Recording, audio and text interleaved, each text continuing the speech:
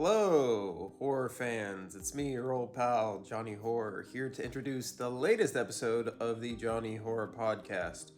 First and foremost, if you are watching this video, I apologize for my face. I fell off of a ladder trying to put up some Christmas decorations, and this is the result. So, is what it is. But, topic of discussion this evening is M. Night Shyamalan's The Visit. Kalen and I have a very fun discussion talking about the film, and we hope you enjoy listening to it. Cheers, gang.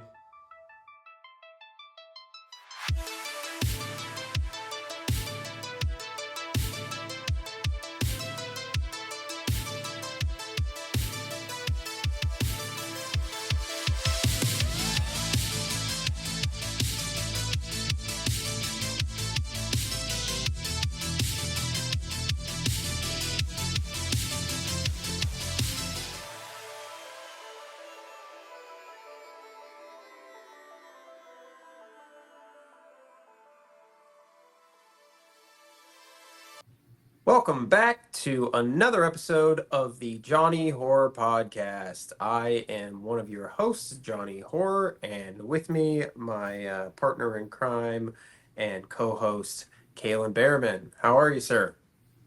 Living the dream, brother. Ah, yes, this dream that you speak of. Tell me about it.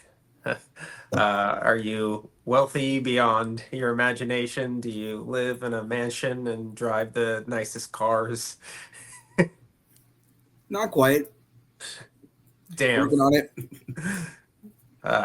Well, it's a dream then, yeah, I suppose. What's the middle ground between like dreams and nightmares? Is there just like is that just sleep? I think I'm probably more like living the nightmare, honestly. Yeah. But Pal. a nightmare is a kind of dream, you know? Yeah. Yeah. Well, that's like all I ever have. Like, I don't have people will be like, oh yeah, like I have these dreams where I can like fly and I know I'm dreaming and I can like just do all these things and it's super cool and like I just have the best dreams. I'm like, those are not my dreams at all. My dreams are scary, usually 9 times out of 10. And even if they're not necessarily scary, they're usually there's something off. I know that something's not right, so I'll usually wake up and still, even if the dream wasn't scary, I'll still wake up scared. Uh-huh. It's unfortunate. Okay, so first of all, I strongly relate to that. But you know what's crazy? I have lucid dreams where I know that I'm dreaming and I can do crazy things. Those always devolve into nightmares no matter what. So that tells you a lot about what's going on up here. Sounds almost worse.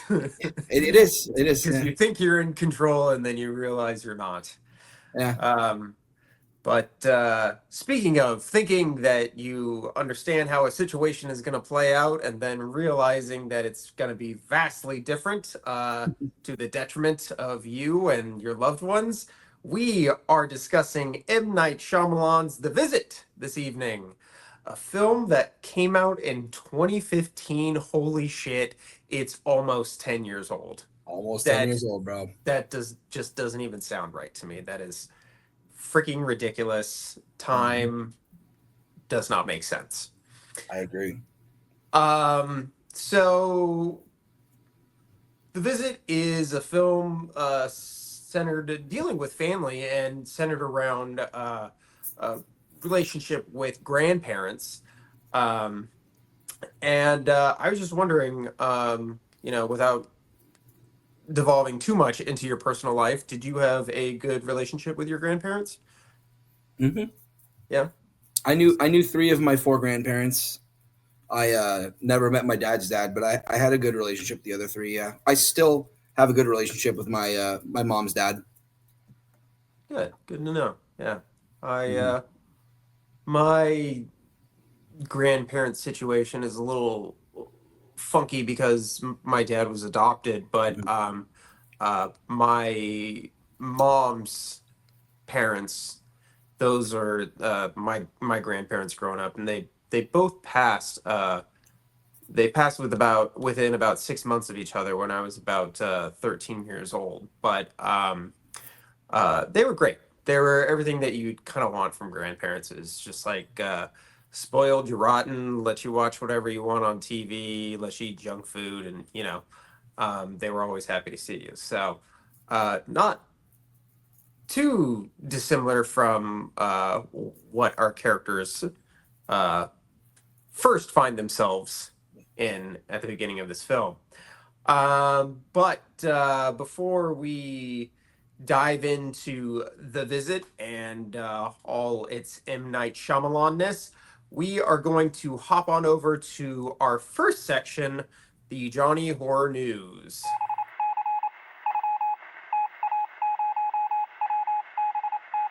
Here at the Johnny Horror News, we give updates on horror news, trailers, events, and more.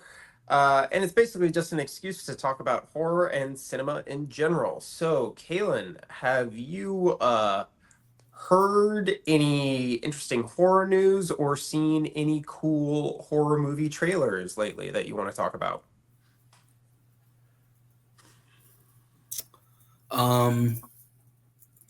I feel like there's a ton of horror news, and it's just not all percolating in my mind right now. Like I feel like there's been a good amount of movement. I can tell you one thing that you sent me specifically that you Please probably do. want to talk about. You sent me reactions to a certain film that is going to be released. The first screening of Nosferatu was done recently, and the reactions have been extremely positive. It's pretty exciting for me. That's probably my most anticipated movie all year. And Eggers, I think, is one of the very best. Yeah, I think with Eggers, like we're watching the rise of like a truly great filmmaker. And I'm really excited about Nosferatu. Yeah, saying that Lily Rose Depp is like has like a star-making performance in it, which is pretty cool. See if she can follow in her father's footsteps up to a point. Up to a point, and then diverge. Trying to think if there's anything that's coming to mind. There was just like these little teaser things that dropped on Rotten Tomatoes yesterday. It looked like it was part of like a bigger kind of trailer for stuff that's coming out on Hulu, but I got to see like I don't know, like 10 seconds of Alien Earth.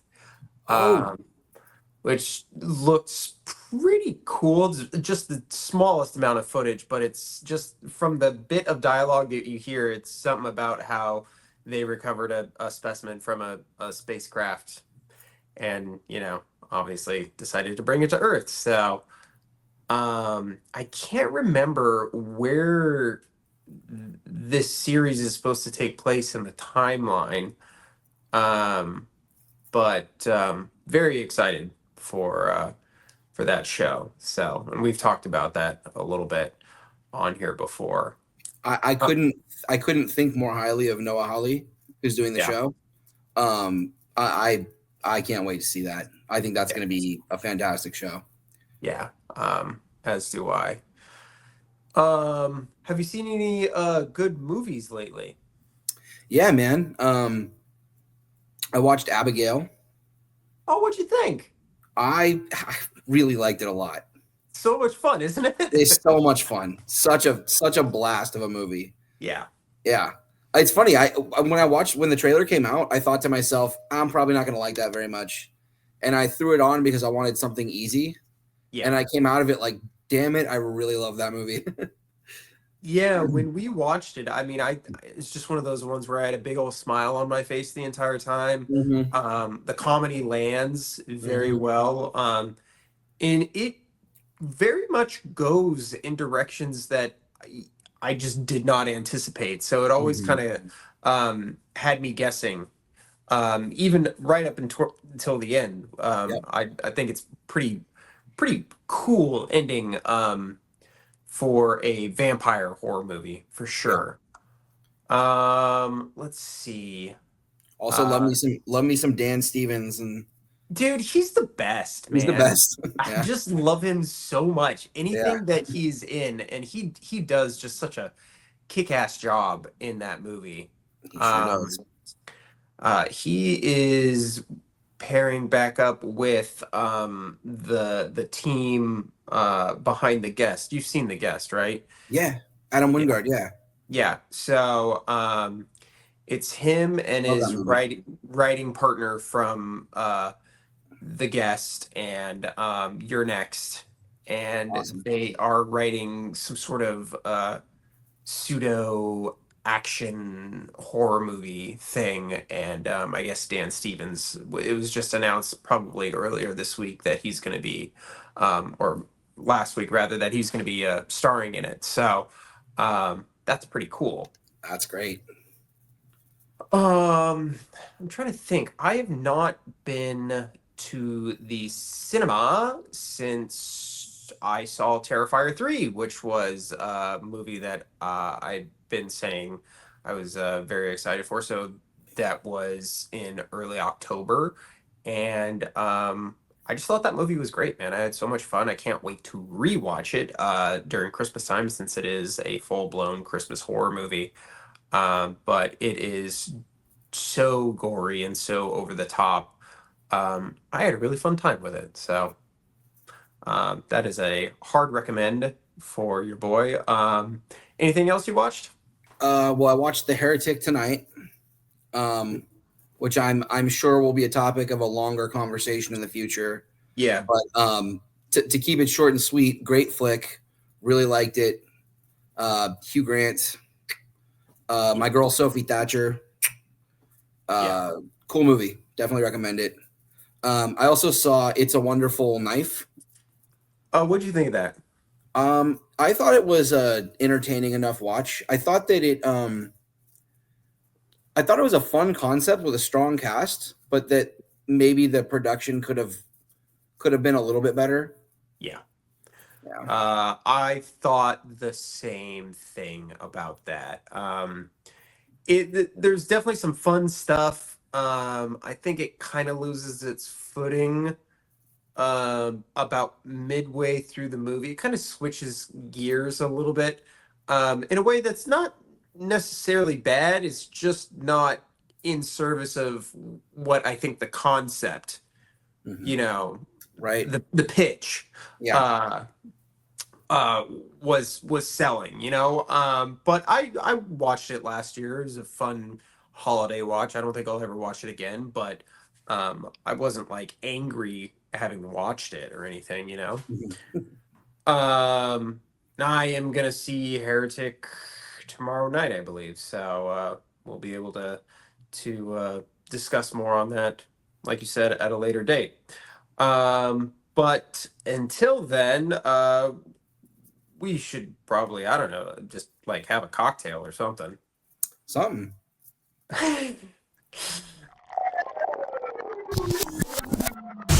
So here at Johnny's Well, we talk about our two favorite things, movies and alcohol, and how they combine. Kalen, what are you currently drinking right now? Currently enjoying a blackberry bubbly sparkling water.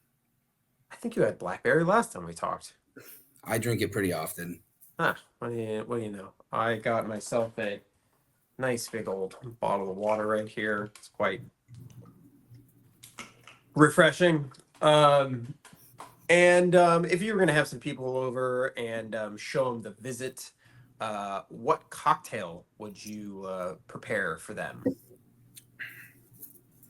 This is a tough one because it's tough for me to tie anything in this movie to a specific kind of alcohol. Yeah. But if the people coming over have some hair on their chest, if they're down for a little bit of a challenge, I think the only drink that makes sense with this movie is a classic dry martini. Because as I try to think about what are old people cocktails, what are old people drinks, and what is What is the hey, check that out. Yeah, sorry, I kind of dropped the ball on that. I was like looking at the background. I was like, why is the background black? Come on, what's going on here? Sorry. All right, continue. I apologize. Just this is a movie about old age, and I in my experience as a bartender, I try to think, what is it that like elderly people order that makes me smile? And I always like it when an old person orders a martini. I don't mean a cold vodka served up. I mean 2 parts dry gin, 1 part dry vermouth, stirred and served up with a lemon twist. And if you got a couple of dashes of orange bitters, even better, like a real martini. Yeah. I always love it when people order that. I remember this one old man, he was like, I'd like a martini. And I was like, vodka or gin? And he looked at me like, what's wrong with you? And he's like, gin, obviously. Like, it's not a martini if it's vodka. And I'm like, well, that's true, but people don't know that. And I'm like, do you want vermouth or no vermouth? And he looked at me funny again, and he's like, without vermouth, it's not a martini, it's just a gin. I'm like, that's also true, but people don't know that. So that's my vote, a real classic dry martini. I love that. And as always, you bring a bit of education with your cocktails. So thank you for that, sir. I will not be bringing any education because the cocktail that I have brought to the table is pure nonsense.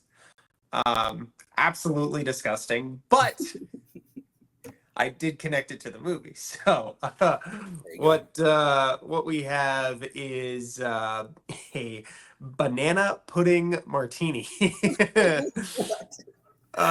Yeah. Actually, so I'm gonna correct myself. I was looking at 2 different kinds. There was the banana pudding martini, which the ingredient. Oh, there's some balloons. Hooray! Balloons, I don't know. I still don't know what the what the deal is. Nope. I was looking at 2 different kinds. The banana pudding martini was just it was too much. So what I did decide on was a banana pudding white Russian, which simply consisted of this company, this brand, this alcohol brand, the name of which I've completely forgot in the last 2 hours since I looked this up. They have a banana pudding liqueur, and you do 2 ounces of that, and an ounce of vodka, and then a splash of cream, and then you shake it and pour it over ice, and you have yourself a banana pudding white Russian. Sounds disgusting, but like I said, it is on brand. So there it is. You have the big litter. You can either have something completely bitter and classic, probably still hard to drink, or something just horrendously, I got my arms mixed up here, something horrendously gross. Aren't we great bartenders, y'all? Nothing in between. But like I said, I feel that the banana pudding white Russian is on brand because there's the grandma mentions making banana pudding, and it also is disgusting, and I think this movie has some very disgusting things in it, and that brings us to our next question. Do you consider this an eating movie, Kalen? No. I think it's the first time for Shyamalan that it is just not. Nope. I forgot Don't how go to much of not an eating movie this is. Nope. Ugh. God. Damn. Yep. Shit. Literal shit. Actual shit. Well, now that we're both completely grossed out, I'm sure we're gonna get the hell out of this bar and go to our next section. Blah blah blah. You've seen it all before. What?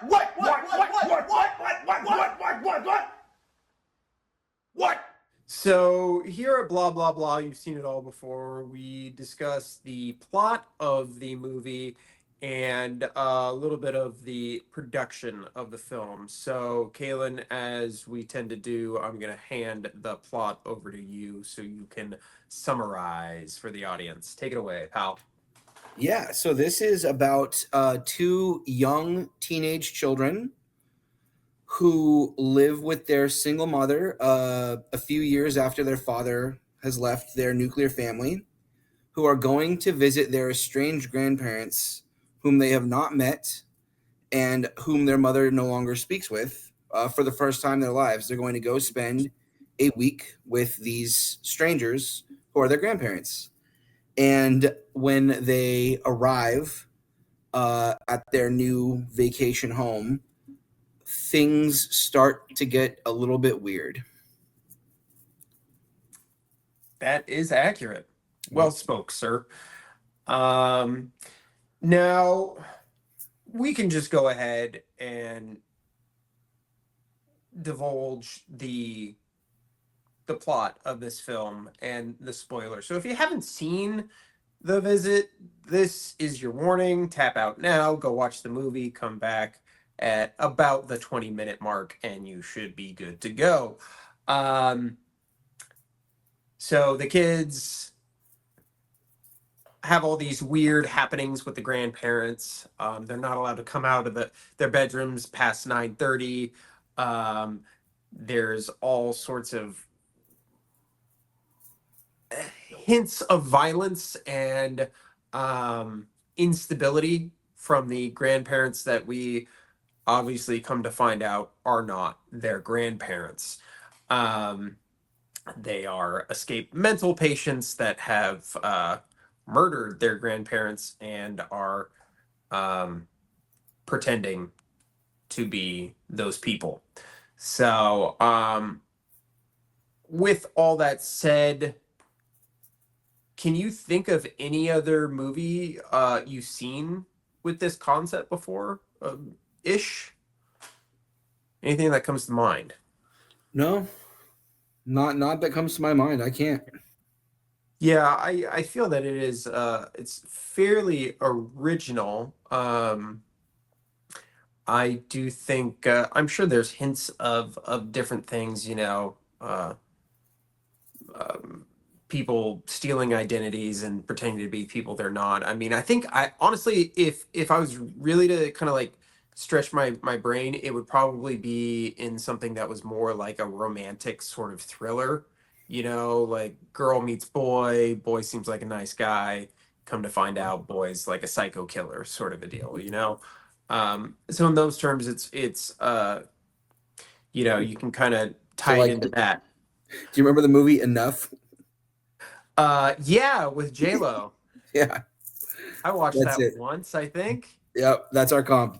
Enough. Yeah, there it is. Beautiful. Or I mean, like, what's the John Travolta movie with Vince Vaughn?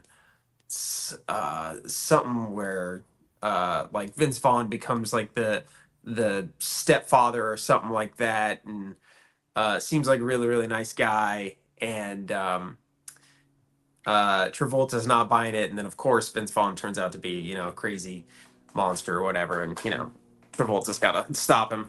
I'll figure it out. It'll come to me later. Let me know.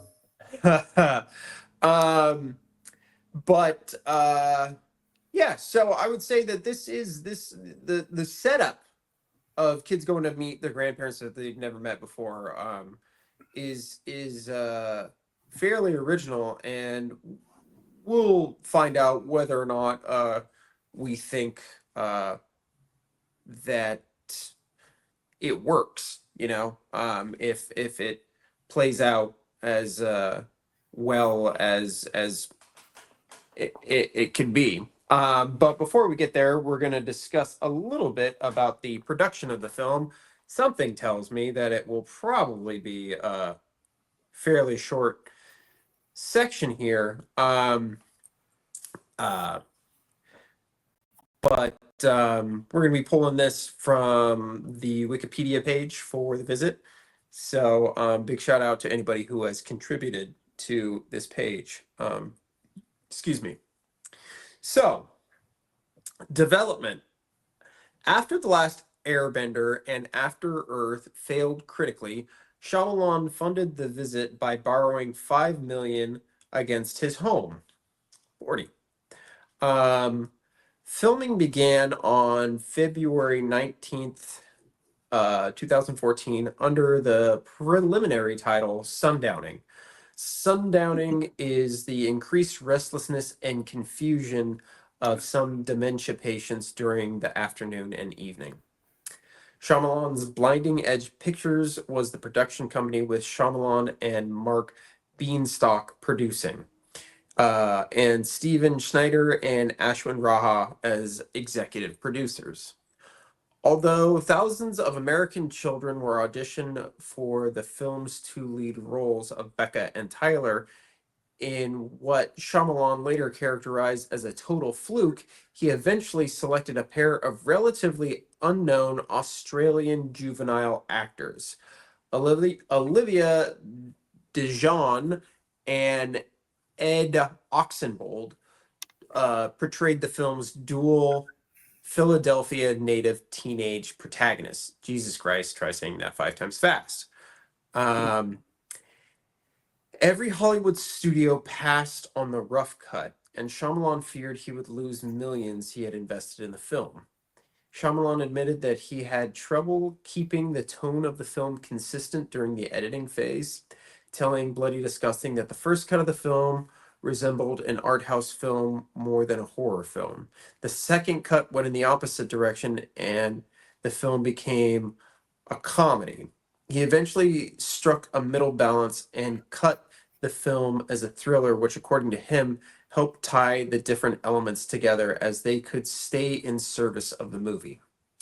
After revisions, Universal Pictures agreed to distribute the film, and producer Jason Blum and his company Blumhouse Productions were included in the film's opening.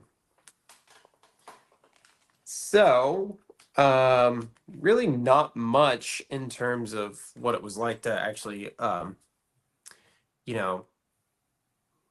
film this movie, but I imagine, given that he was using his own money, it was, pretty much one location. Um, uh, and a very small group of actors. Like, I imagine this was pretty easy shoot. Probably the one different variable that he was from what he was used to is probably the found footage aspect. Which do you like that format for this movie? Do you think it needed to be this way, or do you think the film would work fine as a traditional style of filmmaking? I am not typically a big fan of found footage as a style. Mm-hmm. Yeah, me neither. I think that it works when the story calls for it, Mm-hmm. and when it works within the context of that story. Yeah. I think this is a rare case where it did. Cool. Like, I think, and not just because, oh, I'm making a documentary, but because the girl is trying to tell her own, the girl being Becca, is trying to tell her own story. Yeah. She's trying to create her own narrative, and that is part of our narrative. Yeah. Because of that, I think it really works. Cool. Any other thoughts on the production or anything like that? I think it's disappointing how little Wikipedia tells you sometimes. Like, man, nobody put any effort into this. It says Jason Blum and Blumhouse was included at the beginning. So you mean like they were involved in the production of the movie? Like, but they don't know. I mean, that's also, my fault. Like, I could probably take some time and try and yeah, I mean, if we felt like digging, but if you're gonna bother writing it on Wikipedia, like, find out what you're talking about. Yes, it's fair. You know? Without any further ado, I suppose we just hop on over to the good stuff. Here at the good stuff, we just talk about the stuff we liked in the movie. So, Kalen, hit me, bro. Um, so I watched this movie in theaters when it came out, and I rewatched it a couple years after that, and I liked it both times. Um, but when I watched it again this time, I was once again surprised by how much I liked it. Mhm. Um, I feel like that's been kind of a consistent theme with this series we're doing. Yeah. Um, there's definitely M. Night Shyamalan. There's his trademark humor, heart, quirky characters that feel like real human beings. Um, Awkward moments that feel like things that happen in real life more than they feel like things that happen in movies. Hmm. Um, and I like all that stuff a lot. One simple example I put down here was as the kids are leaving, the mom is beside the train watching them leave, and she's waving goodbye, and she starts to sort of humorously emulate chasing the train, Yeah. like in an old classic movie type of way, like, oh, I'm chasing the train. And then as she does that, she starts to break down crying.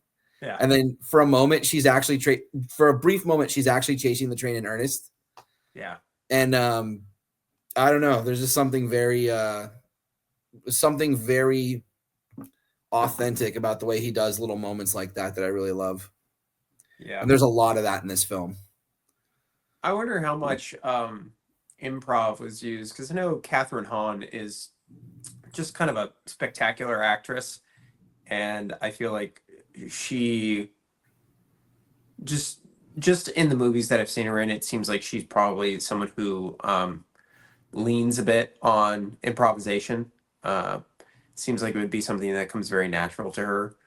Um, and she's very good in this. She's only in really the beginning and in little snippets here and there. Yeah, But pretty small part. she is she gives a very natural performance. That's one of the very first thing I have written down here is the performances. I think Mhm. probably more so than a good chunk of Shyamalan's catalog. I would say this film hinges on the performance because it's such a minimalist movie. Mhm. Um, and obviously, your two leads are youngsters, so and they both do very, very, very good in this movie. Um, I I enjoy all the performances. Obviously, the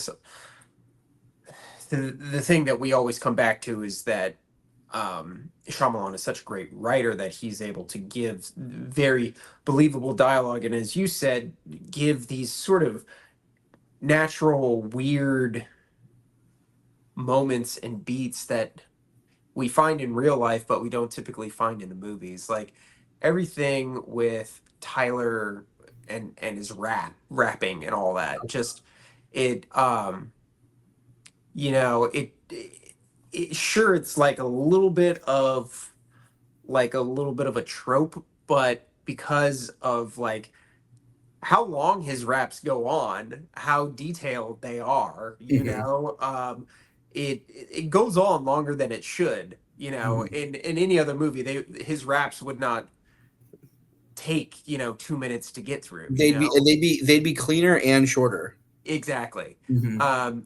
They're so rough around the edges, and the But it beat. actually sounds like a 13-year-old trying to freestyle. Exactly. It's Mhm. so believable and real and entertaining. And again, this is the actors being in service of Shyamalan's script. Uh, yeah, I think think there's just some really great performances in this movie. What about you beyond what I've already addressed? Are there any other like performance things that stuck out to you in this? I mean, I think so much of this movie about what makes it special is performance based. Yeah. You had a movie where you're sticking the camera in a handful of people's faces the entire movie, and almost all of this movie is just like people in rooms talking. Yeah. And very, very little is really happening throughout the vast majority of this movie. And it really comes down to the performances. And yeah, I mean, I think the kids are incredible. I was watching it thinking, you know, he probably could have gotten more established kids. He probably could have gotten more Hollywoody types of kids. Yeah. He chose these two very purposefully. And I think they executed I think they executed wonderfully. I think they executed to a T. And other people could have done the part, but they brought things to it that other people couldn't have. Like the young man who's playing Tyler, like there is just such a fully formed character there. There's such a three-dimensional little dude there, you know, who's has such a big personality and such a specific personality. And he feels like a real person, you know, and and you know, the grandparents, Nana is asked to do some very difficult things in this movie. Yeah. And she, you know, like so many things in this movie, it's like if someone didn't nail their part, the movie wouldn't have worked. Yeah. You know what I mean? Like if she couldn't pull that part off, if they got someone that they thought was going to be good and then they weren't, that movie would have been screwed. Yeah. The gentleman who plays Pop, I can't think of his name right now, but he's a seasoned veteran. Peter McRobbie. Yeah, I think he's great in this movie. I think when he wants to be a wholesome grandfather, he's very good at it. Yeah. And I think when he wants to be creepy and scary, I think he's amazing at it. Yeah.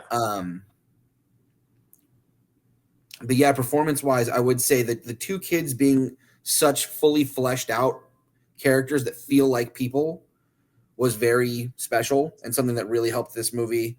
Obviously, you already mentioned Catherine Hahn.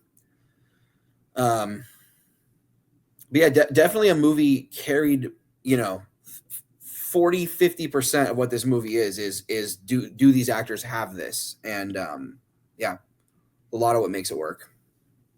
Beautiful. Anything else on your goods that you want to talk about?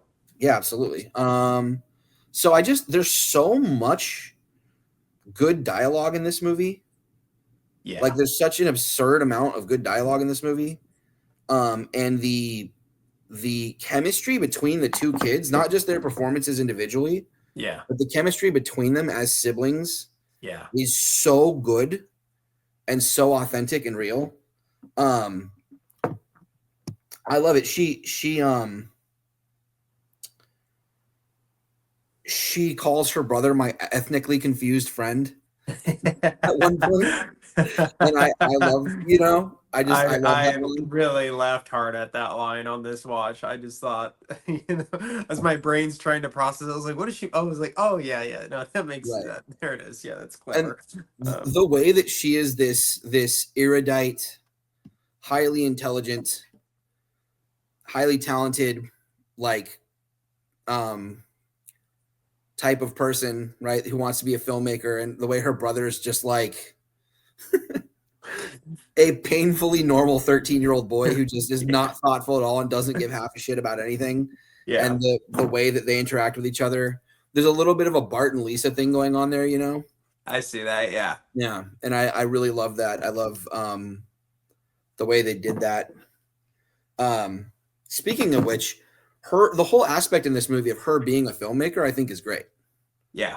Like the whole movie, she's trying to like you have this little filmmaker trying to be a filmmaker. And I felt like M. Night Shyamalan could have really, it would have been easy to go too far with that. Yeah. Be like, oh, this is what it's like being a filmmaker. Like there were the multiple jokes where people started monologuing to the camera. And I'm thinking to myself, that must be something that really happens because I don't get the joke. So maybe old, you know, theater kids do that or something. Yeah. But I really appreciated like her ambition as a filmmaker and how she's always talking about like, no, this is like the documentary has to be this way. And we have to do this. I have to achieve this. I have to tell this story. She wants to give the girl the elixir. I love that through line in this movie. Yeah. I agree. My next thing that I have underneath the performances is the writing.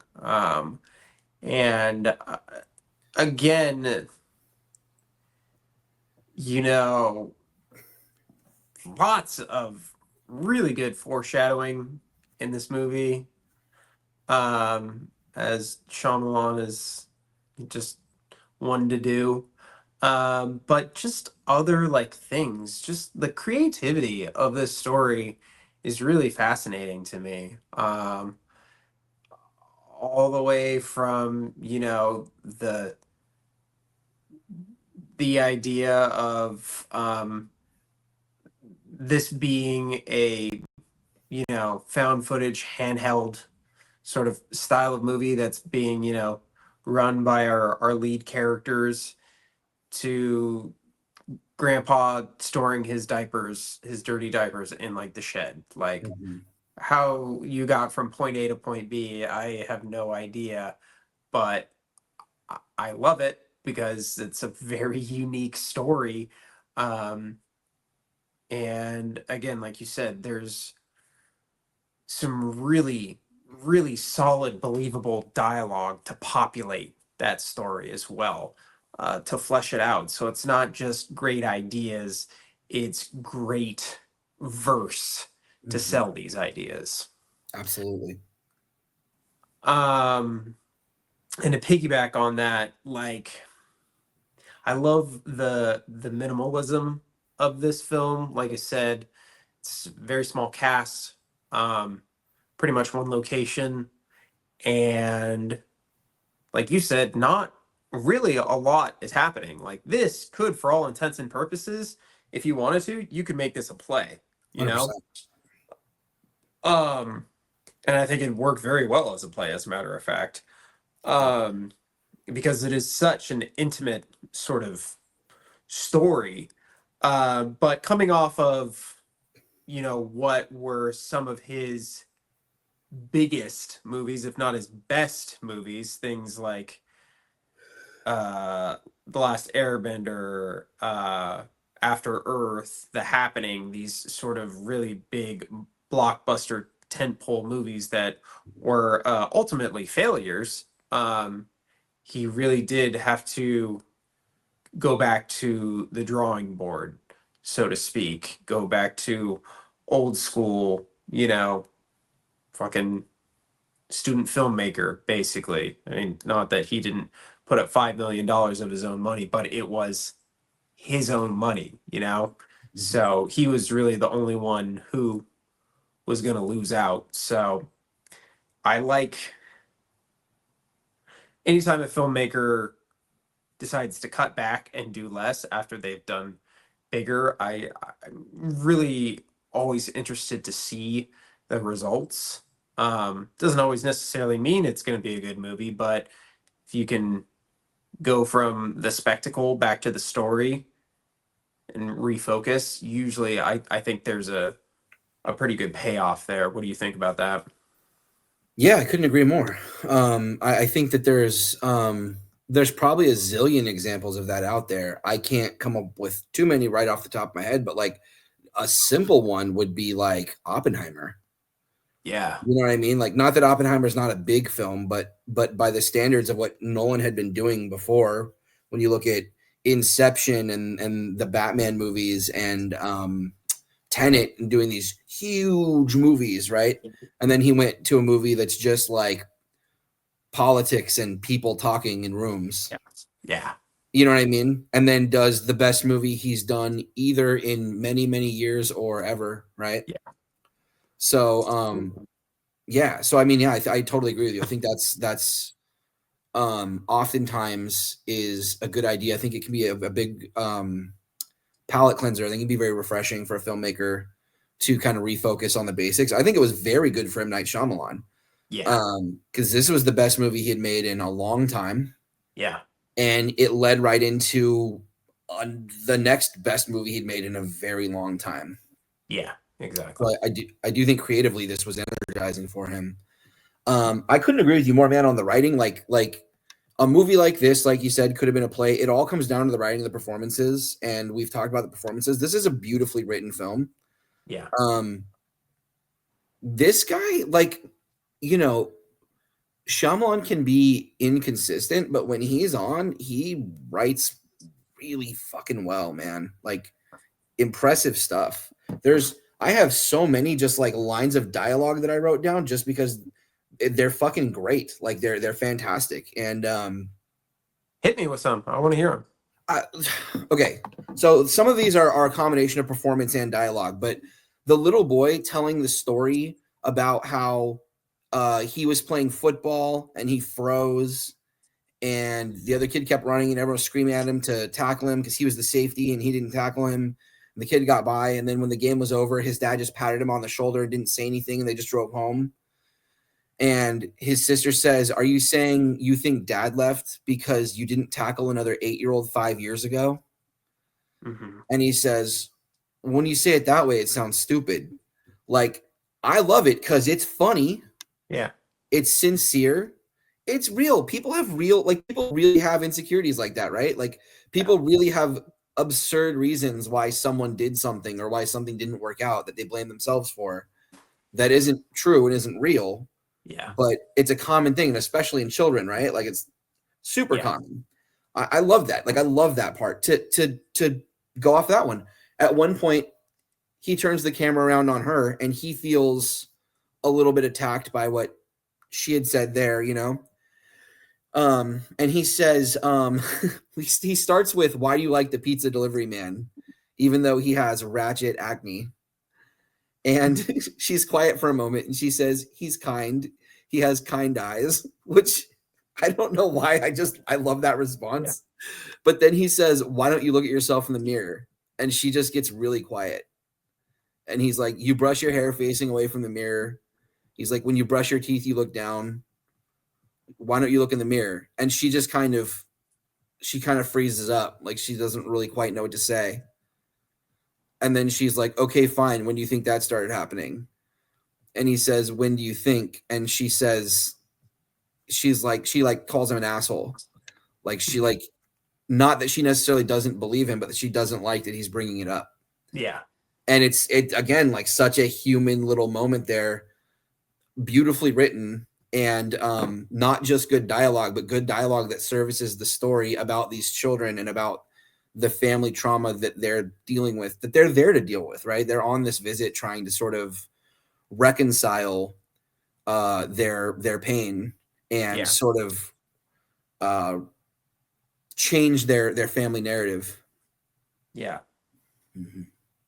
I agree. I love all that. Again, this is like, it's not like what we talked about in like The Village or Signs or even Unbreakable, where there's these really beautiful like soliloquies of dialogue just like masterfully written that like you just like put on a plaque and put on your house and be like, boom. The Visit is not that, because The Visit is so much more. It's certainly a very heightened story in certain elements, but I mean, this whole story could have really happened for the most part. Exactly. There's only a couple of little things that aren't too realistic, but otherwise and the dialogue is very naturalistic, right? Exactly. Like, it feels so real and so believable, not just to the story or to that world that he's creating. It feels real and believable to you and me in our daily lives. Like, this is the way people talk and this is the way people act. It really, it works for me. It's one of those things where it just, people talking, because it's so normal, like nothing necessarily pops for me. I agree, there are bits that are funny and there's lines that I like, but because it's just feels so natural, it's just flowing. Like, I'm just like, yeah, this is what's happening, this is how it's going, you know. One of the other things that I really like about this movie, I have talked about this before, and you may have even given me a hard time about it before, but I'll like love a movie like just based off of a vibe I get Mhm. from it. Like it can be a bad movie and I'll just like it because of the vibe it gives me or the atmosphere. Mhm. Um, I just watched one today that or finished watching one today that I watch every year around this time called Madman, and it's a 1980s slasher, and it's schlock. It's really really schlocky, but it's like takes place the week before Thanksgiving, so it's all at nighttime, and these kids are away at camp, and this guy starts killing them, but like the trees are barren. There's always wind blowing. It looks cold. The lighting is just perfect. There are these great like shots of like there's this one fantastic shot of this girl walking and the barren trees are in the background and there's like the sky is a little pink up top and like blue at the bottom, and it's just this tracking shot of her walking and the trees kind of swaying in the wind, and I'm like, that is a fucking vibe right there. That is what this time of year feels like to me. um and I think The Visit really hits those notes. There are these great sort of establishing shots of the house or of like dusk or um, dawn with the trees and the sunset in the background or the sun rising. It just feels cold inside the house. It feels really cozy, but it's snowy outside. And then the end is it's not snowing, it's dumping rain outside. There's just a whole like atmosphere that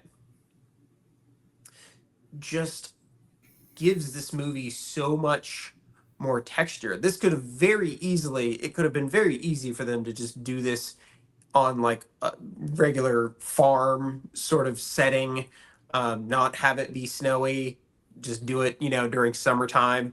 And I think it loses a lot of its oomph, its desolation, its kind of like loneliness being out there. It's a lot easier to get from point A to point B during the summertime as opposed to trudging through the snow in a place that you've never been before. Do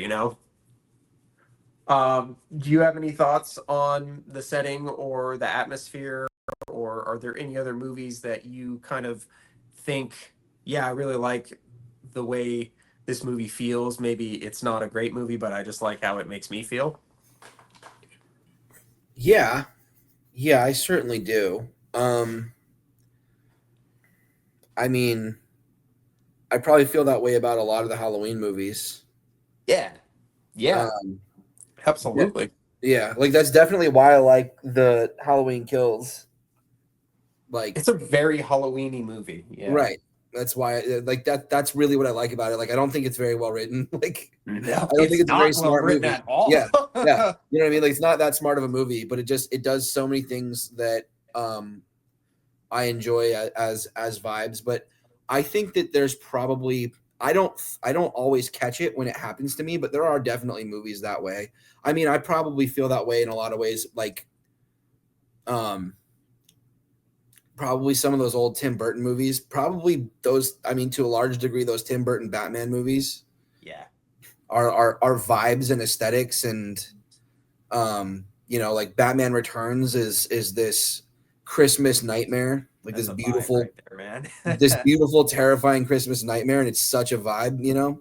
So yeah, I'm sure that's a big thing. I don't always, like I said, I don't think I'm always aware of it, but yeah, that's definitely a real thing in filmmaking for sure. Yeah, I I think I'm you trying to you think. There was something I watched recently, and if I remembered, I'll tell you. There's something I watched recently where I said I like it, and I think it was mostly just vibes, but I can't. It's not coming to me what it was. uh The Godfather Part 2, I'm sure. That's it. One. Just vibes, man. Just I was vibes. vibing that whole movie. There's just a certain vibe going on, you know?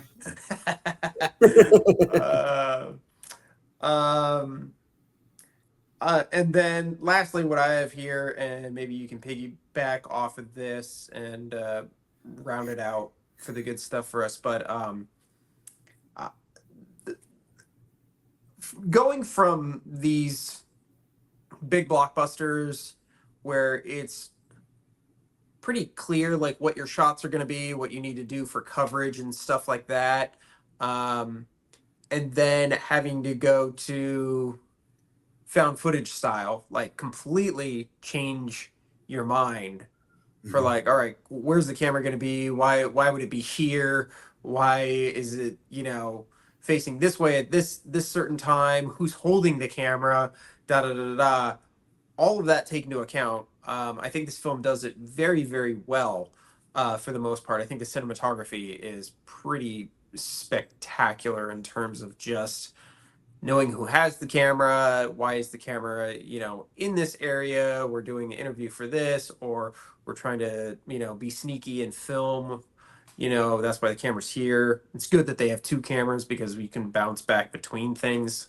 Thought that was pretty clever, but I admire all of that. Like it would, for my very like type A mindset, uh found footage movies just seem like a nightmare to me because I would have to Same. go a backwards route. Same.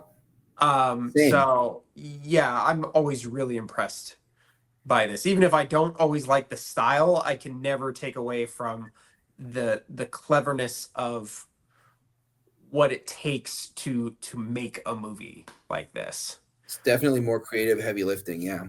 Yeah. You have any thoughts on the cinematography? Yeah. Yeah, man. I think that it's actually so like I don't come on here like to glaze M. Night Shyamalan because like I worship him or something. Like when I give my analysis and I have these really positive things to say, it's because I'm seeing really special things out of him. And I think it's weird that people don't talk about it. M. Night Shyamalan, in his good movies, his cinematography, his blocking, and his directing is just better than what you see in the overwhelming majority of movies these days, whether we're talking about big budget studio movies or smaller movies. Yeah. Like it's just better. And this movie is no exception. The cinematography and blocking and directing, like where everything is and the way everything is composed on the screen is fucking masterful in this movie. It's excellent. And the fact that it's a found footage movie and that he maintains integrity and internal logic with that found footage the entire time. He never ever breaks it. It never doesn't make sense. It's never like, would they really have the camera right there? That never happens. It makes sense the whole time. And yet it's a beautifully shot movie and a story so well told through the camera. Yeah. The visuals that you see, the exact way he wants you to see them. And he does all of that while maintaining the integrity of the found footage format. Yeah. I think that's special. It really like is. You don't see that. Like found footage movies aren't this well shot, you know? They're not usually this well directed. I feel like sometimes people use it as a bit of an excuse. You don't have to direct everything perfectly. It's found footage. Just like, yeah. Shake the camera. Well, it's also very rarely do you see an auteur like Shyamalan doing found footage. Usually found footage is a stepping stone to get to something greater, I mean, you can even take what I consider probably to be the coolest found footage movie ever made, Cloverfield. Yep. I knew you're going there. Yep. I'm a monster, man. What do you No, expect? we had our mind on the same thing. Yeah. But even that's Matt Reeves. That's Matt Reeves. And he never went back to found footage. I was going to say, you look at where Matt Reeves is now. Yeah. It's a bit of a difference. So you have somebody who really is a master filmmaker doing stuff that a lot of up and coming filmmakers do to kind of get to show that they can do something and then go on. He just comes. It's effortless. It seems effortless. Like I said, it's probably a nightmare for someone who has never really thought in those terms before. But dude, he's a pro. So like, what do you expect? 100%. Couldn't agree more. Anything else for you on good stuff? Yeah, last thing. I just thought the way the movie used tension and built tension and frankly fear, I really liked it. I thought it was really good.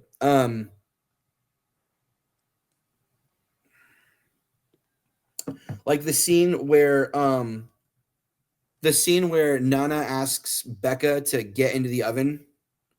Yeah. Like the tension I felt in the movie theater watching that scene for the first time, like insane. When she closes it, goes, I just have to clean this real quick. And she's like, please open the door. And she's like, just a second. Terrifying. Or like when she walks into the shed and he's got the shotgun in his mouth. He says, I was just cleaning it. I like, dude, chilling. Yeah. It's like, what the because you don't know what's happening. Like what, like, whoa, you're at that point in the movie, you're still so unsure. You don't really have your bearings, and you're like, did he just have a shotgun in his mouth? Yeah. Or like the creatures from another planet that live in the pond. They have many people at the bottom of the pond. Yeah. And then later we hear him say, like, your grandparents shouldn't have bragged about having their grandchildren over. They know that her children are in suitcases in the pond. Yeah. So they can go to planet whatever. Yeah. I mean, that shit was chilling, man. Like I thought when this movie really wanted to be scary, I thought it was scary. Yeah. Yeah. It is. It's like R-rated scary in a PG-13 movie. That's like what I watch what I think of every time I watch this movie. I'm like, this movie's bleak, man. This movie's dark. Even like this same thing, pretty much the same thing that you had said earlier. Like I saw it in theaters. I think when we got the Blu-ray, however many months later, I rewatched it then, and I haven't rewatched it since. And I thought the grandparents were alive in the basement. I thought they were down there tied up. And then when she was like, she says that she's like, I think my grandparents are down here. I'm like, well, that would spoil whatever surprise it is. So I was like, are they dead? And then I'm like, oh, fuck, they are dead.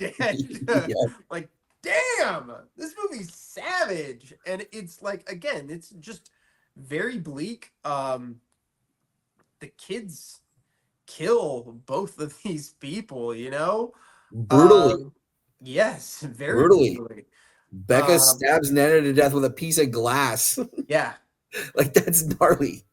And that whole scene, the back and forth of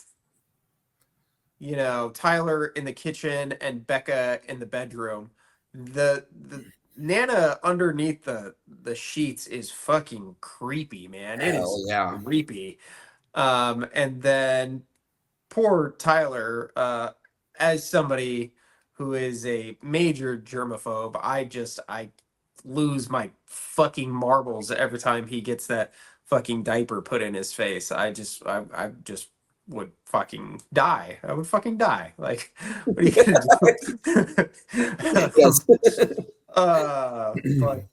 Yeah, I couldn't agree more. This is a very this is a creepy movie, man. It's creepy. It's scary. Yeah. But speaking of fucking gross ass diapers, it's time we go to our least favorite category, the shit.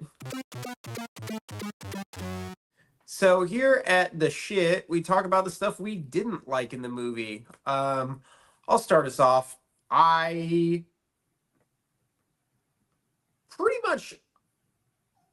would say I'm like 85% in your camp with the found footage stuff. I think most of it really, really works. I do, kind of the same thing that I feel with most found footage movies is when things really start heating up, like, are we still recording?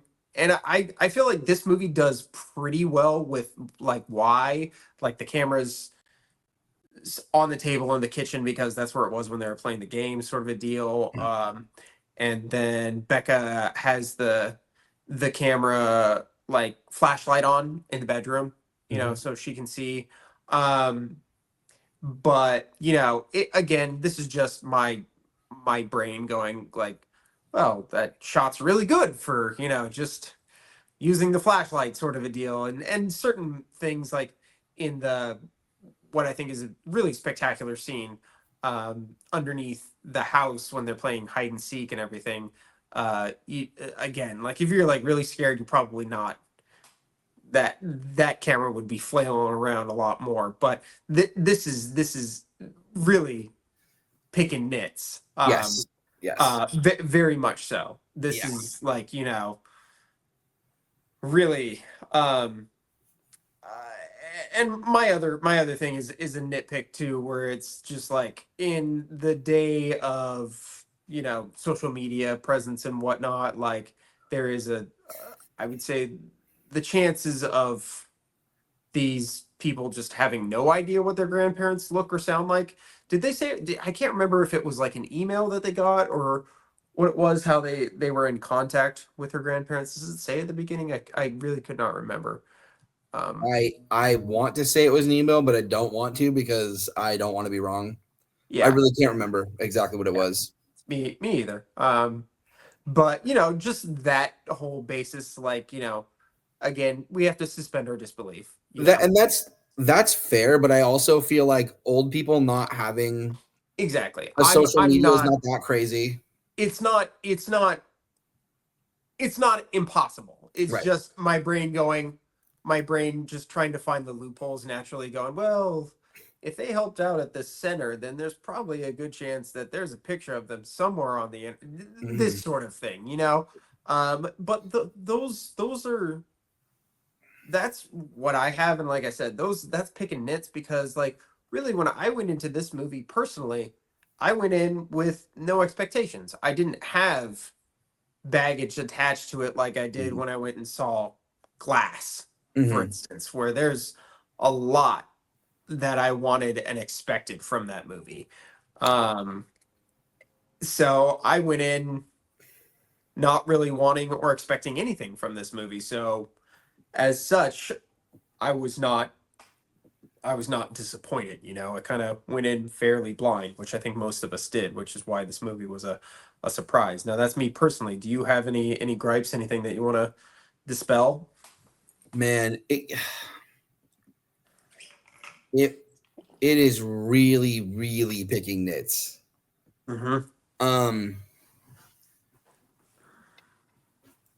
Something I like about M. Night Shyamalan is that he understands that storytelling doesn't have to be real life. You remember when I got irritated at that critic for accusing him of circular logic within the context of his narrative? Yeah. And I was like, why isn't he allowed to have circular logic within the context of his narrative? It's a story. It's pretend. It doesn't have to make perfect, it doesn't have to make perfect sense. It has to work perfectly to tell a story, Yeah. He likes doing this thing where he has the moment of triumph relate back to a moment of trauma. Yeah. And I think this is the kind of thing that person was talking about, where it's like, oh, it's sure convenient that their moment of trauma lined up with their moment of triumph. And it's like, well, it's a story. Yeah. It's a story like that, it's allowed to be serendipitous in that way. Yeah. There's a moment in this movie where Tyler is frozen as his grandfather is sticking diapers in his face and his sister is at risk of being killed. The sister comes downstairs, tries to save him. Pop gets a hold of Becca and is, gonna kill her. And suddenly he breaks his freeze and he football tackles him. Yeah. and he starts shouting football coaching shouts. You know, he's like, watch the hips, stay low, and like slamming into him. And eventually bangs the refrigerator door on his head over and over and over again until he finishes him off there. And I think some people would be critical of that scene being like very similar to what happened in The Signs, where maybe not such a traumatic moment, but like something that probably haunted Merle was that he had not swung, you know, or that he couldn't not swing. Like, he wanted to be a great baseball player and he couldn't do it. And then like he had this moment where all of that was validated. Yeah. Like he validated himself. He found an atonement moment. Yeah. Tyler finds a moment of atonement from his trauma in this moment where he stops this crazy old maniac from murdering his sister. I like that. I think that you're allowed to do things like that. It's the same thing in Split, right? We have a moment of trauma reveal itself to also be the moment of being saved, right? Yeah. I just think in that scene, he over cheeses it a little bit. Like, I think he stands there shouting football instructions for too long. Yeah. Like, there's a point where he's going, wrap the arms. And I'm like, Tyler, you killed him. It's done. Like, you won. And then he goes, are there any other, bitch ass old people who want to, or whatever. And I like that line. But I thought they could have tamped that down just a little bit. I thought they over cheesed it just a tad. And I have to say, like, I'm nitpicking here because I ultimately think it's a great scene. Yeah, I agree with what you're saying overall. Like, I think the point of a lot of movies is, and certainly not all of them, but a lot of movies, we want them to be cathartic, right? Mm-hmm. Like, we want that release of like, okay, cool. They overcame their demons. If they can do it, I can do it, sort of a deal. Like, that is a big part of a lot of storytelling. Not all of it. Sometimes they don't overcome it, and it's fucking bleak, and it's really hard to deal with. See Smile, ladies and gentlemen. But if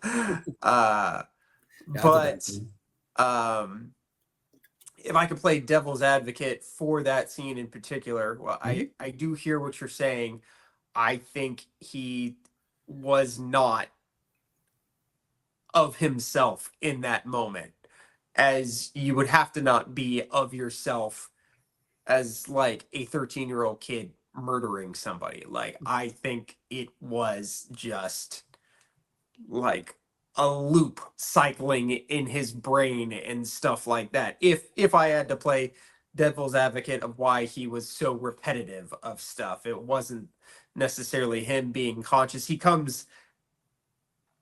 becomes conscious when he says, are there any more bitch ass fucking old people that I gotta like do this to or whatever? Like, which is a very, very great delivery and very cathartic, because he has not sworn this entire movie because he's been saying pop stars' names, which again, brilliant. One of my favorite things about this movie is absolutely he like stubs his toe. Oh, Sarah McLachlan, Shania Twain. I love it. It's like even when he thinks he's gonna die, like he does it again, and it's like, oh man, that kid's committed to the bit. Yeah. But anyways, I mean, overall, dude, like this is not a movie with like glaring flaws as far as I'm concerned. That's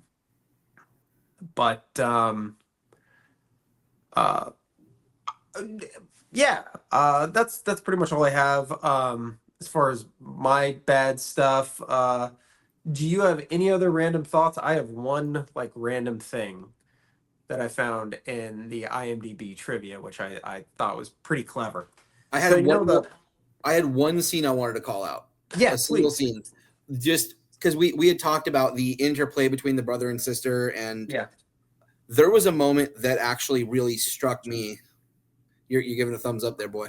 That really struck me.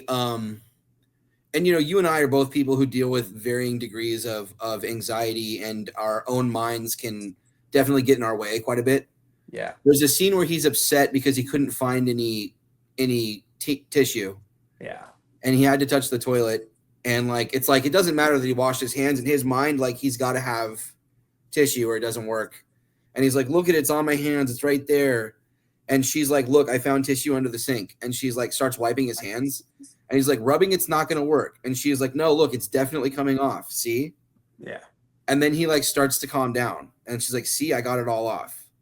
And there's nothing on his hands. Yeah.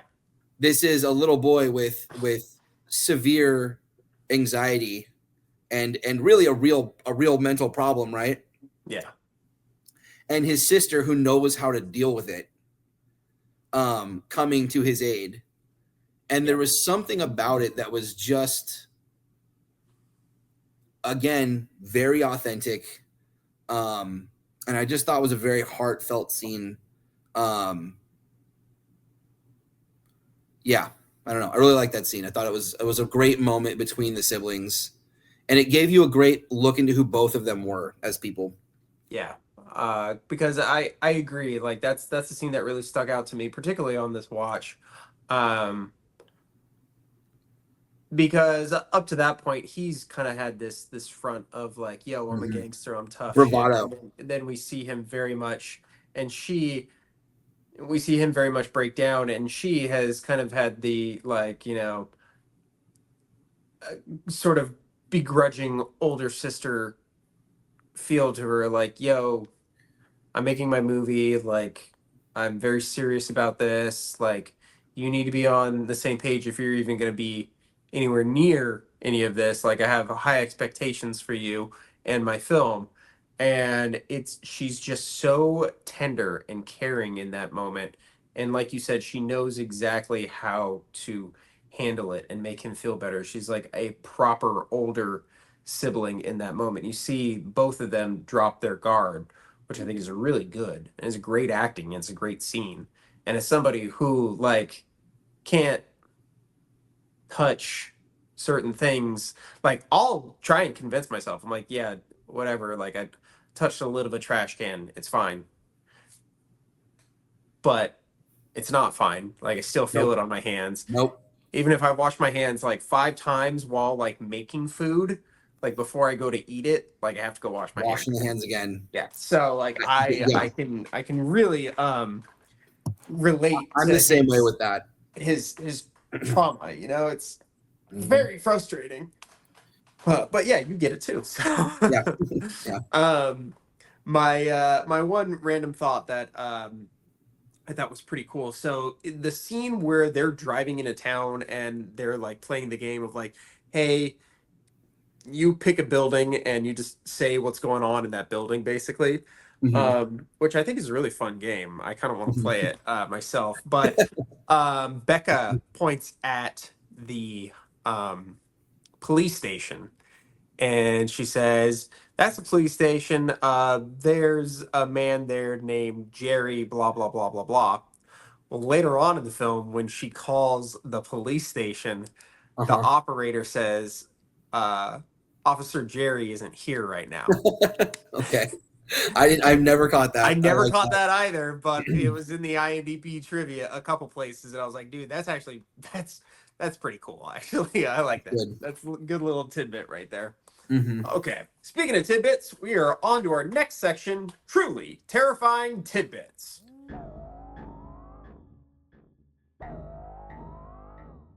So here at Truly Terrifying Tidbits, we just discussed the scares. Kalen, do you consider this a horror movie?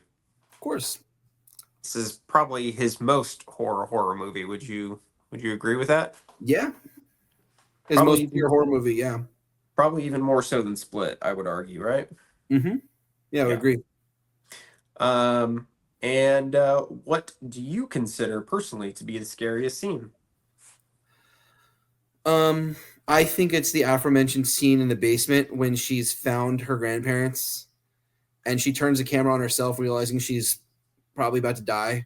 Yeah. And she's like, my name is Becca Jameson. If you find this, my grandparents were murdered. And then the Pop comes down the stairs and starts talking about how the quickest way to the planet is the well. Yeah. and her children are in suitcases in the pond. Yeah. And says we're all gonna die tonight. Like that. Yeah. That scene fucks me up. Like, especially like watching that scene, empathizing with being like a 16-year-old girl in that moment. Like, whew. Yeah, no. Yeah. Fucking legit terrifying. And that would probably be my pick, but for the sake of diversity, I am a big fan of daytime horror. When it's done right, I think it's could be just as spooky, if not more spooky than, classic nighttime scares. So I will go ahead and say that that hide and seek stuff underneath the house. Because I feel like we were all kids at one point, like playing a game or something like that, or something was fun, and then you thought you saw something underneath somewhere or behind something, even during the daytime, and it just caught you off guard because you weren't expecting to be scared. And I can really kind of put myself back in those shoes in that scene, and I do find that scene to be very unnerving. So, yeah, there we go. There we have it. So we shall continue forth to the rewatch.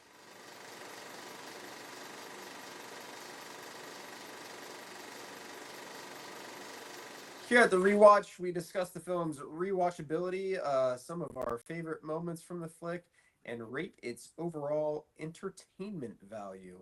Now, Kalen, if you were trying to get someone hooked to watch The Visit, and you had one scene to show them, what would that scene be? This is our YouTube scene. What would you show them to get them hooked to watch the rest of the movie?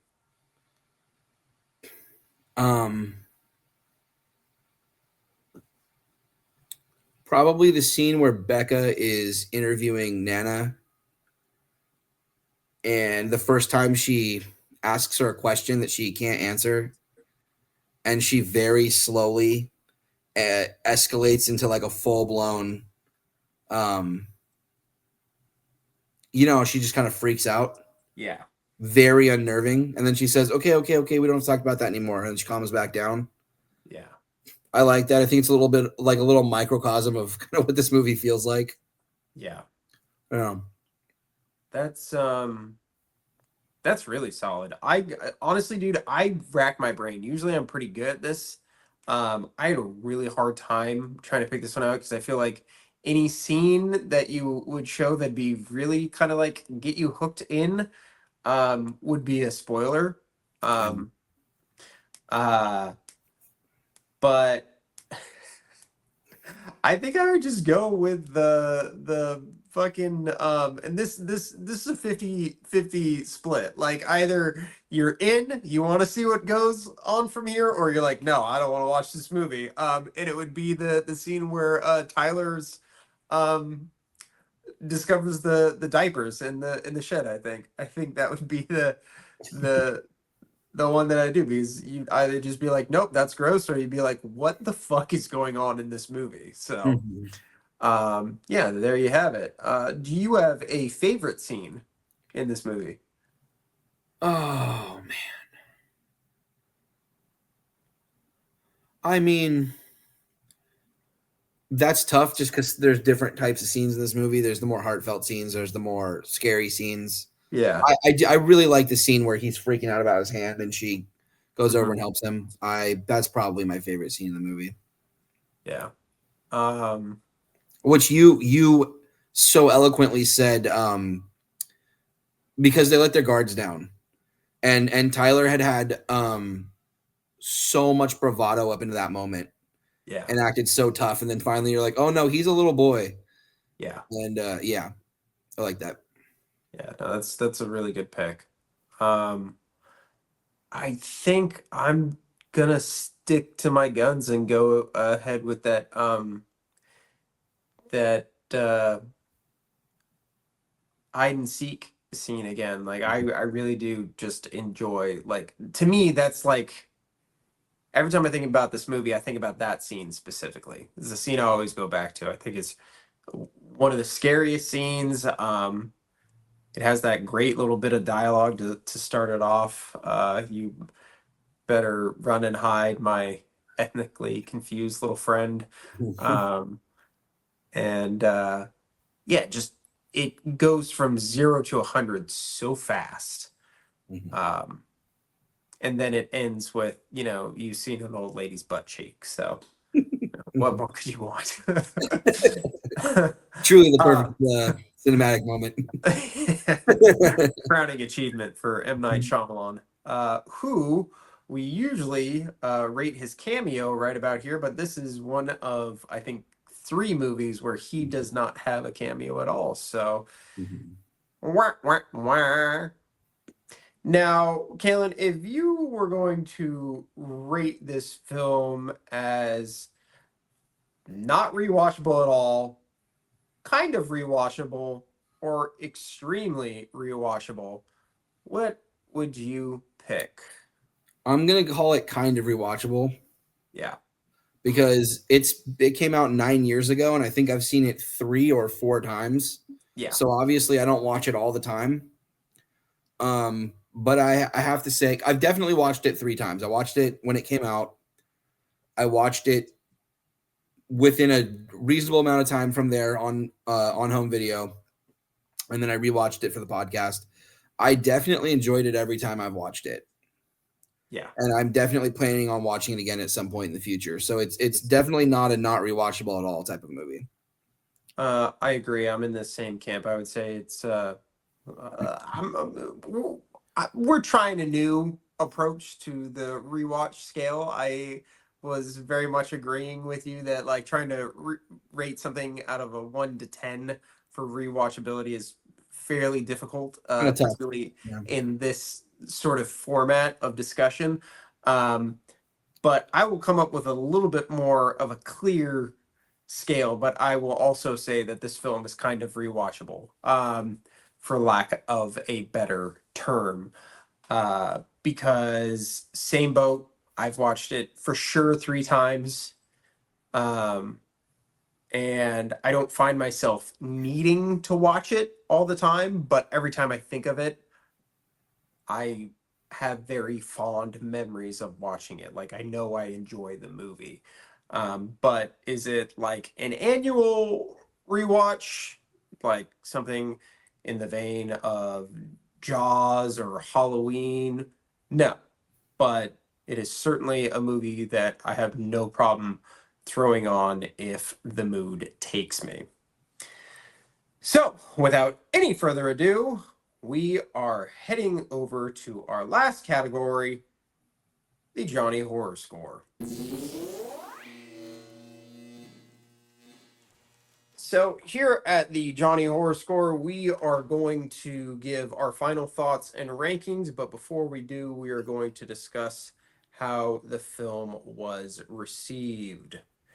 So,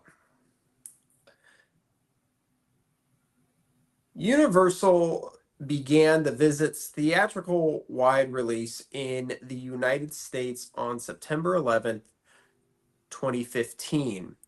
On April 17th, 2015, the first trailer was released to theaters attached to the film Unfriended, and it was released online a week later. The film premiered in the Republic of Ireland on August 30th, 2015, in a special screening that was attended by Shyamalan. The Visit grossed over $65.2 million in the United States and Canada, and over $33.2 million in other territories, for a worldwide total of $98.4 million against a budget of $5 million. You do the math. The film grossed 25.4 in its opening weekend. That's million, folks. Finishing second at the box office behind The Perfect Guy. I don't even know what that movie is. Yeah, which one of those had more cultural impact, huh? That's what I'm saying. And Shyamalan kept a list of Hollywood executives who had refused to distribute The Visit, stating, in 2018 that most had since lost their jobs. Savage. I'm I here love for it. I fucking love it. After all the shit that this man gets put through and talked about, that good for him, man. Hell yeah. All right. Critical response. The Visit received generally positive reviews from critics. On the review aggregator website Rotten Tomatoes, the film holds an approval rating of 68% based on 231 reviews, with an average rating of 5.9 out of 10. The site's critical consensus reads, "The Visit provides horror fans with a satisfying blend of thrills and laughs and also signals a welcome return to form for writer-director M. Night Shyamalan." On Metacritic, the film has a score of 55 out of 100 based on 34 critics, indicating mixed or average reviews. The audience polled by CinemaScore gave the film an average B- on an A+ to F scale. Scott Mendelson from Forbes called Shyamalan's film a deliciously creepy and funny little triumph. He also wrote, "The Visit is the one we've been waiting for, folks. It's good. Oh my word, it's good. But more importantly, it is excellent in that specific way that reminds us why M. Night Shyamalan was once such a marvel. It is richly humanistic, filled with individually sketched characters that often sparkle with wit and surprising decency." The New York Times Manohala Dargis described the film as an amusingly grim fairy tale. Shyamalan has gone back to basics. With a stripped-down story and scale, a largely unknown, in parentheses, excellent cast, and one of those classically tinged tales of child peril that have reliably spooked audiences for generations. She, along with other critics, saw the film as a modern-day version of the classic fairy tale Hansel and Gretel. That's probably the one that we should have said that this is most like, because that's absolutely what it is most like. 100%. We're just Right down to the oven. Yeah, absolutely. Yeah. Absolutely. Yeah. Here we go. In his column for The Observer, Mark Kermode panned the film, saying it may be worse than Lady in the Water. He wrote, "Is it meant to be a horror film or a comedy? Why can't it be both?" Literally. The publicity calls it an original thriller, but it is neither of those things. Only endurance test adequately describes the ill-judged shenanigans that ensue. Mike, I mostly like Mark Kermode. That's a really disappointing take from him. he was probably in a bad mood. Yeah. Mike McCallhill, I don't know how to say people's names, gave the film 1 star out of 5 in his review for The Guardian and said it was dull, derivative, and flatly unscary. So, any thoughts? I don't want to turn this section of the podcast into Kalen versus film critics. But I do. It's so entertaining for me. Yeah, clearly you do. You always are like, Kalen, this is what this guy said. Look, no, ding. I do think that if you gave this movie like a very negative review, like I think that's a black mark on you. Like I think that's egg on your face if you're a film critic and you gave this a terrible review. Like it's just plainly not a bad movie. I think the RT score being 68 with an average rating under 6 out of 10 is embarrassing for those people. Like I'm embarrassed for them. Like they don't actually know. And this is kind of one of the problems I have because I'm not like some kind of authority on film, but like I feel like a lot of the people who talk about film just don't have any idea what they're watching. You know what I mean? Like they don't have any clue like what goes into baking the cake as they're trying to judge this cake, because this is a movie that is so plainly like it's well written. Like the dialogue is really good.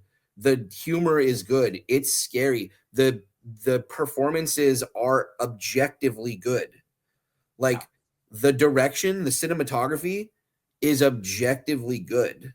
Yeah. Like this is a good movie. It may not be to your taste, and it may not be a masterpiece, or even for some people, it may not even be a memorable movie, but it's good. They did a good job on this movie. So if you're giving this movie sub 6 out of 10, or you're giving it 1 star out of 5, you're really telling me that you either aren't doing your job from the perspective of you're not giving it a fair shake, or worse, you just don't know how to do that job to begin with. You don't know what good filmmaking is. You don't know what good cinematography is. You don't know how to write good dialogue. You don't know how to tell a story well.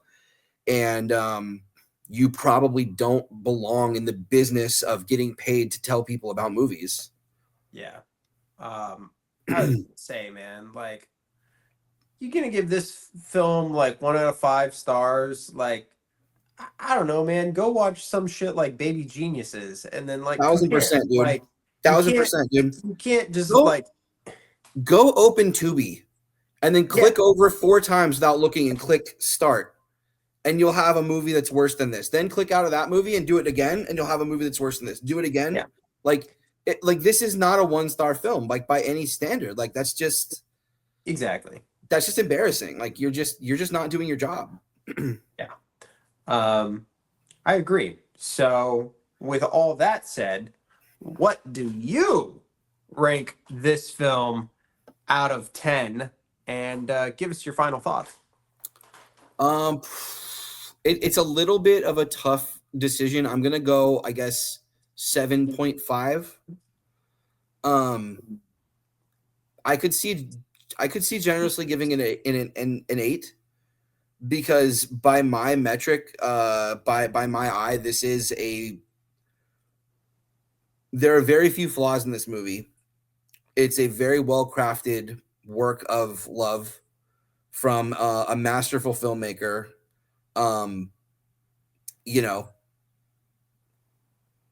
Towards the top of his game. And my final thoughts are just that this is a terrific little horror movie. You have a horror movie that is scary. You have a horror movie that has a real story. You have a horror movie with real characters. You have a horror movie that has like heart and emotion in a positive way, not just in a negative way, but also in a positive way. You have a horror movie that is funny. The jokes do land. And I don't know, sorry. Who told these guys you weren't allowed to tell a joke in a horror movie? Like, I want to know who like told them that. Yeah, that line about is it a horror movie? Is it a comedy? Like you do not watch enough movies, sir. Right. Like, are you not aware that like you're completely allowed to do? Anyway, sorry, I digress. Yeah, I think this is a terrific little movie. I think it's a really impressive little film. Definitely in the upper crust of probably in like the second tier, but like in the upper half of the Shyamalan filmography for sure. Yeah. Yep. I'm at a 7 out of 10. I agree. This is a very well crafted movie. Writing is good. Acting is good. I think for me, at the end of the day, there's something missing. Just kind of like I don't know if it's. I don't necessarily think it's right to call it the it factor, because I think this movie is exactly what it sets out to be.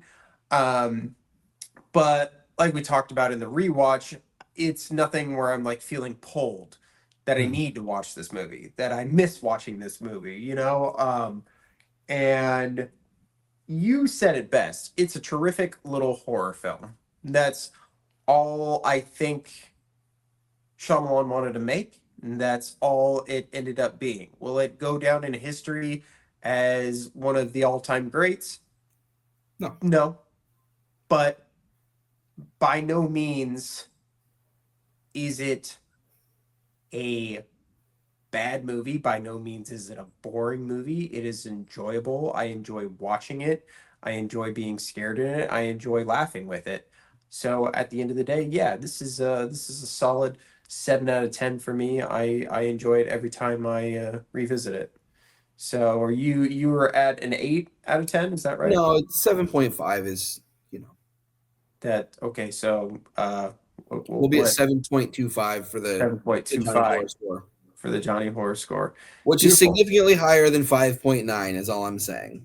I'm going to say that too, but we're also like the big difference between you and me and critics is that like we like movies. Not to like showboat or anything like that, but we are creative people. Critics wish they were creative, you know.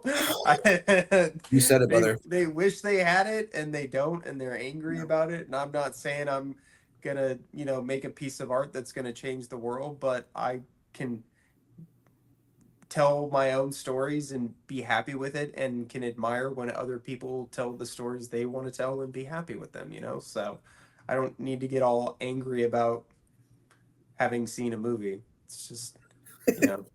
Not going to happen unless it was Baby Geniuses. But if you were going to double feature The Visit with a movie at the Johnny Horror Drive-In, what picture would you pair it with?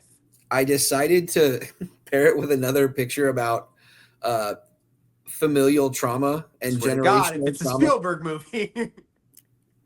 I decided to pair it with another movie about generational and familial trauma and a family going through hard times. So I'm going to pair it with Hereditary. Okay. So punch you in the face if you said Poltergeist again. I'm going to pair this with like 3 different times already. Close Encounters of the Third Kind. Hey, that could work. They would be taking the children to their planet underneath the pond. There you go. Oh no. Yeah, Hereditary. I'm gonna pair it with Hereditary, and I'm gonna have you watch The Visit first, because it's like it's like how you throw your jab before you throw your right hand. So I'm gonna hurt you a little bit with The Visit, and then I'm gonna hurt you a lot with Hereditary. That's the plan. Jesus. Yeah. Have people going home to fucking saw off their heads with a piano wire. That's right. Okay, so my pairing is very, very much less bleak. There is another fantastic little horror movie called Better Watch Out. It is a Christmas movie and stars both of the young actors that we see in The Visit, because they're both Australian, and Better Watch Out is I'm assuming an Australian film, because its 3 leads are all Australian actors. But when did that one come out? Honestly, hold on, let me pull it up here. I have it. It should be very, very quick. I think it was only a couple of years after this. Okay. 2 seconds. Yeah, no. Literally has listed 2016 here. So awesome. But highly recommend Better Watch Out. Like I said, it is a Christmas movie. And it deals with the young actress who plays Becca Olivia DeJean. She's a babysitter for a young boy, and the actor who plays her brother in this, Ed Oxenbould, plays the best friend to the boy that she babysits in the movie. But essentially, it's sort of a home invasion movie at Christmas time, but it is like a comedic sort of take with youngsters. Think Home Alone with a maniacal twist. I don't want to spoil too much. It's a really fun movie. Cool. Hard recommend. I would definitely start with The Visit and use Better Watch Out as a palate cleanser, because it's a much more upbeat sort of film. But yeah, so there it is, folks. That is The Visit for the Johnny Horror Podcast. Big thanks to all who made it this far. We appreciate you. Big thanks to my co-host, Kalen Behrman. As always, I appreciate you being here. Otherwise, I would just be talking by myself. And, well, I feel like people get enough of that elsewhere. So I'm happy to have you, sir. Looking forward, I think in December we're going to do The Happening. Does that sound fun? You want to do The Happening for Christmas? Yeah, let's do it. Fuck it. Let's do The Happening for Christmas. That'll be great. That'll just what a treat. Everyone's super excited for that. Me too. What a happy movie for Christmas. Oh God, what a hot piece of garbage. But I think We'll talk about it. That's probably the most we will slum it when it comes to Shyamalan. So it'll be a little fun. We get to actually maybe not praise not him glaze so for much. an hour and a half. Yeah, exactly. It'll be a nice change of pace. But until then, we look forward to having those conversations, and we hope that you look forward to listening to them. I am your host, Jony Horror, Kalen Behrman, my co-host, and we will see you motherfuckers on the flip side. Peace. Adios, muchachos.